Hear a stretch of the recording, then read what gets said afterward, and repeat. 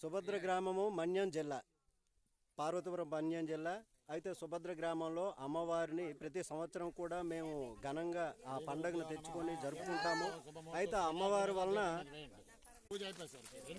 వలన ప్రజలు ఈ గ్రామం అంతా కూడా సుభిక్షంగా సంతోషంగా ఉంది. అయితే ఆ అమ్మవారికి మార్గం కోసం, రోడ్డు మార్గం కోసం భూములు ఇచ్చినటువంటి, విరాళాలు ఇచ్చినటువంటి దాతలు వారందరికీ కూడా అమ్మవారు చల్లగా చూడాలని కోరుకుంటున్నాము.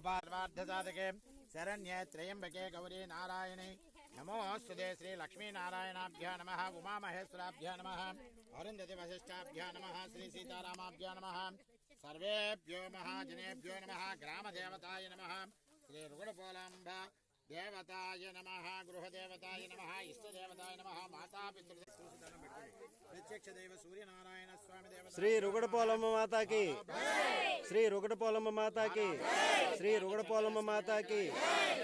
ఐశ్వర్యం పుత్రాంచ దేహమే దేవతాభ్యో నమః. అయం ముహూర్త శుభముహూర్తో అస్తు. నవానాం గ్రహాణాం అత్యంతానుకూల్యతాం ఫలసిద్ధిరస్తు. అక్షద్రాపి నీళ్ళు ముట్టుకో. ఓం గణసముఖే విష్ణు కంఠే రుద్ర సమా. ఇంత పసుపు, ఇంత కుంకుమ, 2 అక్షంతలు వేయండి కలసలో.